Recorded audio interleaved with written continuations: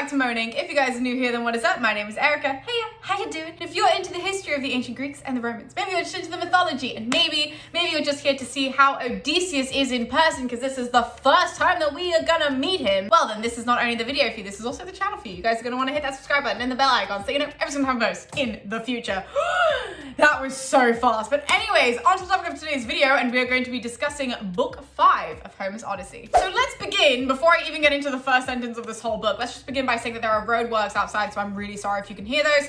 I'm literally strapped for time because this is only getting filmed like 2 days before the video comes out, so like, I'm really sorry. Anyways, if I could summarize book 5 into a one sentence, it would be, this is the first time that we meet Odysseus, and also the first time we see how much Poseidon hates him. And I am not over-exaggerating whatsoever. Like, the whole plot of this book is driven by the fact that Poseidon hates this guy, and we know it from the beginning. We know that it's Poseidon's fault, but we haven't actually seen them interact until book 5, until this moment. So basically get prepared, because it's not pretty. Anyways, with all that being said, let's just roll into the action. So at the end of the last book, we sort of left you with, you know, all of the suitors, and they are waiting for Telemachus. We've set up a lot that's we're gonna come back to at the end of the book even. So the suitors waiting for Telemachus to ambush him. Telemachus is about to leave Menelaus. It's now the evening, right? And so then the next morning, that's when this book takes place. The next morning, the gods all decide to meet for a council. So Zeus calls them all in. They all circle around him on Olympus. They're all like, what are we doing here? And Athena stands up to speak first. And she looks at her father and she's just like, have you forgotten about Odysseus? She reminds everybody in the room that he's a great man, that he was a great king, that he was a great leader, and yet he has stuck on Calypso's island and no one is trying to help him. And he's stuck there by force. That is an utterly important thing to understand with this, and Athena stresses it to them right now. Like, it's not like Odysseus is just choosing to chill out on Calypso's island. He has nowhere else to go. And to make things worse, she's like, not only can this man not leave Calypso's island unless we get involved, but also there is now a plot against his son. There are suitors in his house. His life just gets worse and worse. And Zeus replies in probably the funniest way. He just looks at her and he pauses and he goes, wasn't all of this your idea? Which, he's got a point. He highlights how it was her idea that she wanted Odysseus to make it home, right? He was just like, he could have died at this point. You're the one that wants him to live. So he's alive on Calypso's island. He's just waiting it out. 2, wasn't it your idea that Telemachus was going to go to Pylos and going to go to Sparta? So obviously the suitors are not happy about that. So that's why they have now completely taken over. And that is why they're now plotting against him. That, again, your idea. But despite that, he does turn to Hermes and he does say, now it's your job to go down to Calypso and to tell her that Odysseus' exile must now end, right? It's coming to an end and he's got to make his way home. So make sure that Calypso knows that she has to let Odysseus be a butterfly now and fly off into the sunset. We hear that the plan is that he has to go to the land of the Phaeacians now. That is his next stop. He's going to go to this island called Scheria. And after his stay there for 20 days, he is then going to leave with a full boat and a full crew, and they're going to drive him home, and they're going to give him more presents and more glory, more shiny things, basically. More plunder. But at the plundering part, then he would have gotten from Troy. Like, all the stuff that he had from Troy, he's now gonna get like twice as much from the Phaeacians to then bring home. So basically, that's what Hermes is sent to go and tell Calypso, and so Hermes then leaves. Hermes sprints down to Calypso's island, right? And he finds her by her loom in like the firelight, right? Like, she's near the hearth and she's weaving, she's doing her whole like loom thing. And Odysseus is on the beach and he's crying. The first time we meet the great hero Odysseus, he is on the beach crying his eyes out. In fact, he's blinded by how many tears he has. He is not doing so well. So Hermes stops in, and when Calypso sees him, Calypso does, to be fair to her, she does this great hospitality moment, right? Where she pulls up a chair for him, she pulls up a table, she gets him like all of this nectar and ambrosia, not food because he's a god, so they have nectar and ambrosia. So she brings him all of that. She's just like, once you eat, then tell me what you want, but you know, why don't you just sit there and relax for a hot second? And then I kind of want to know why you're here, because this is a really far place for you to come. So Hermes finishes, and then he does reiterate the last point where he says, you're right, you live so far away from everything that there is no reason for why I would come unless I was actively sent here by Zeus, which I was. And that's important because Calypso is a little bit scary and she's genuinely problematic. The fact that we have had it highlighted up until this point that she is the one who's not letting Odysseus leave, that she has trapped him. She's basically keeping him as a sex slave on this island because she forces him to have sex with her, but she's not saying no. But he also, what if he did say no? What has happened in the past when he said no? Like, he's crying. He cries the whole time and she's just like, no, this is fine. But either way, that is what Hermes says to her, right? So he's a little bit scared of her, but he says, this is official, you know, that I'm coming for because you live in the middle of nowhere. There is no other reason as to why I would want to come here. unless I was sent. He then tells her that she must let Odysseus go. He's just like, Odysseus' exile has ended. He was, fighting in Troy for 9 years. He's been here for 7 years. Right now is his time to start making his way home. You have to help him build a boat. He's gonna go to the land of the Phaeacians, and then he's gonna go home, and that is the whole plan. But it starts with you. He highlights that Zeus has said it is not Odysseus' fate to die here, that all of his crew have died. He is the last remaining one, but it is not his fate to die on Calypso's island. And Calypso, listening to this, goes ballistic. Even though I just highlighted that Calypso is genuinely problematic, the speech that she says to Hermes, I think, is utterly important for females to read, for everyone to read, because the fact that a man wrote this for a woman to say, regardless of how problematic she is, she has points, she comes in with her point, quote, analysis, like she's got examples of everything, and she raises a really interesting point in the ancient world because she's a deity and she's saying this to Hermes. So her little speech opens and she looks at Hermes and she just says, you wouldn't be here if I was a male deity. Powerful opening line. She looks at him and she says that men, like male deities and men in general, are always so shocked when a woman, and especially a female deity, want to hook up with a guy, whether he's mortal, whether he's not, whether they want to marry him, whether they want to sleep with him, no matter what they want to do. If they are interested in a man, the male deities, the men, are always shocked by this. And she gives us examples. She's not just like talking to the wind. She's like, I'm not making this up. It's not like, just because you want me to get rid of Odysseus, I'm throwing a hissy fit. This has happened before. And she uses 2 main examples. So the first one is Eos. Now, Eos is the goddess of dawn, and she fell in love with this hunter Orion, which is, one of the constellations now. She falls in love with him, and the gods are so outraged that Eos is in love with Orion. She's kind of getting distracted by Orion, that they send Artemis down to shoot him with her arrows, right? And so he dies. He dies on Delos, and Eos is distraught by this in the myth. So that's the first example. And the second example is Demeter. She falls in love with this mortal by the name of this. It's Iasion. I'm actually not sure how to pronounce that, but either way. So she falls in love with him though. He's just like some random mortal dude. And obviously everybody doesn't like that Demeter's in love with a guy. And so they then have Zeus kill him with lightning bolts. And Demeter's like, what the man, I was really in love with that guy. And so Calypso then lists off all the things that she's done for Odysseus. She's like, you wouldn't care if I was a man because I saved him from the sea. I let him stay here rent-free. She doesn't say the last part, but you know what? He's just like hanging out on the island. She's like, he gets to stay here. I fed him. I gave him shelter. If I was a man doing this to a random female mortal, if I was Zeus, you wouldn't care. But the fact that I'm a woman and I've done all of this, now you want to take him away from me. And now you want me to send him away, which she says, fine. If Zeus wants me to do that, if this is what Zeus has demanded that I do, fine, I'll do it. I'll help him build the boat. As you said, I will, send him off with all these things. No problem, I'll handle that. But my point still stands. And Hermes is just like, again, I don't make the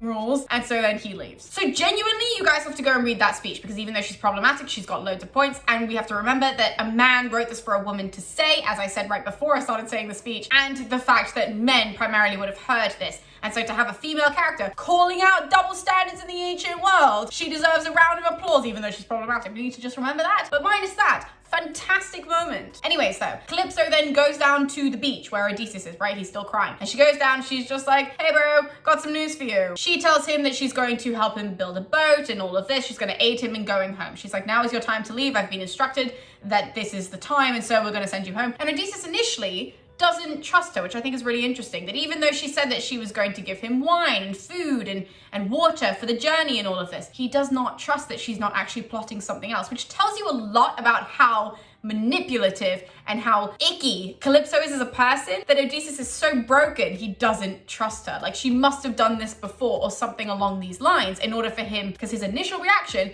is to say, I need you to make that oath. I need you to swear that you are not planning anything and that you actually want to send me home this time. And so Calypso kind of laughs and she's just like, okay, fine. So she calls on the earth and she calls on the sky deities, not like the Olympian ones, like the old ones. And she says, watch me as I make this oath on the river Styx. She makes this oath. And so Odysseus is like, okay, now I believe you. So they then go to eat some dinner. He then sits down in the chair. Odysseus sits down in the chair where Hermes just was. He eats. Calypso then says that even though he might pine for his mortal wife, for Penelope, Calypso says that, she's way more beautiful than Penelope is, and that, they shouldn't even be on the same path. And Odysseus then replies being like, yeah, I mean, obviously you're like way more beautiful than Penelope, and you're like way cooler than Penelope, and you're just on a whole other level than my mortal wife, which we don't know if we should believe him, because he's gonna say anything to make sure that Calypso is still in a good good mood to make sure that she sends him home. So when people get on Odysseus' case for this, where he doesn't slate Penelope, but he does really gas up Calypso, that's not necessarily because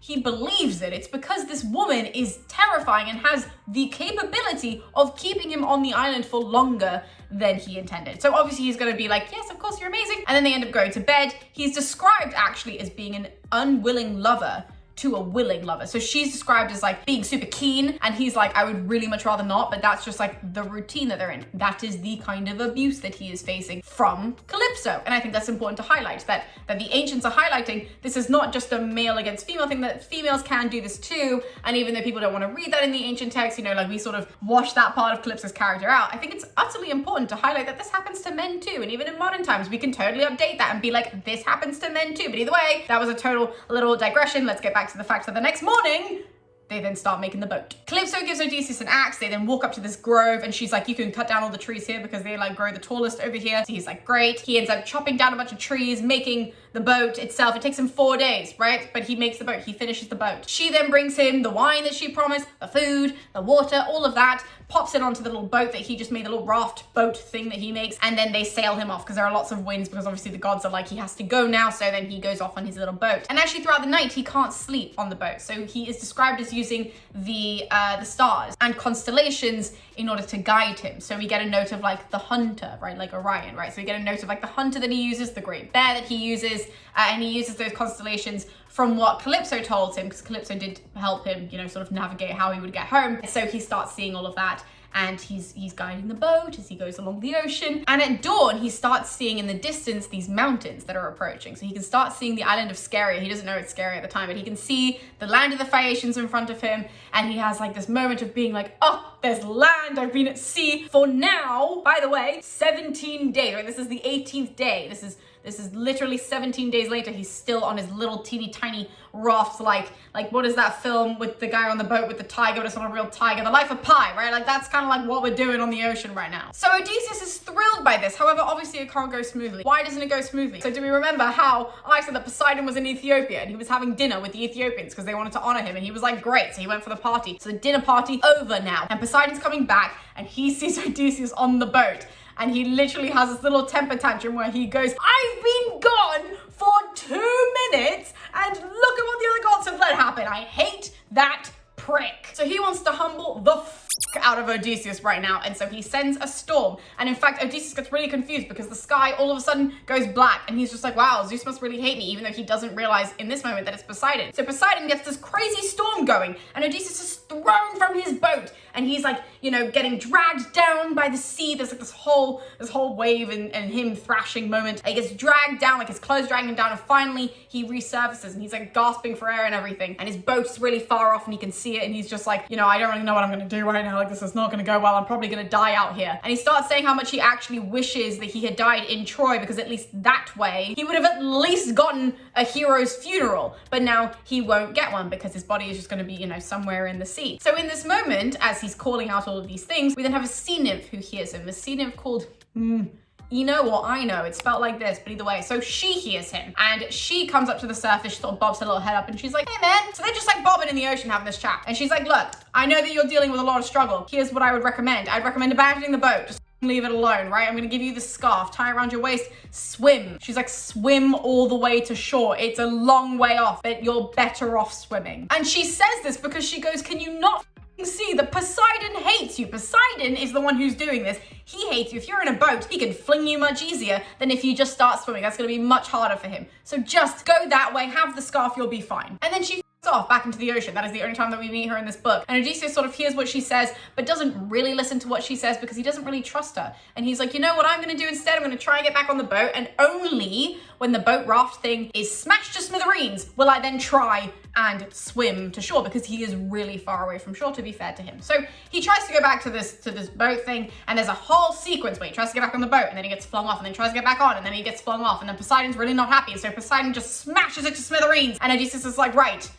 now I have to swim. So it takes my man 2 days to swim to shore, right? So 2 extra days, he finally gets to sort of like the outside of Scheria, right? Like he's not even close enough that he can actually get on land because it's all sort of like cliff faces. So Athena then puts this idea in him as Poseidon is getting really mad because he sees him trying to survive. He's like, Odysseus surviving, not on my watch. So Athena inspires him to hang on to like all of the shrubbery, I guess is the way that you would say it, like all of the stuff that's hanging out from the cliff face. She's just like, why don't you hang on to that so that way when the waves try to pelt you against the shore, they won't succeed. And that way he will be close enough to the shore that if the waves want to hit him, that's one thing, but then he won't be flung against them and he won't die that way. So Odysseus does cling on to all of this shrubbery coming out of the side, and unfortunately Poseidon does do the whole wave thing, and the waves are actually so aggressive that they drag Odysseus back out like time and time again, that Poseidon is making them almost like envelop him and claw him back to sea. And it's so gross because we get this description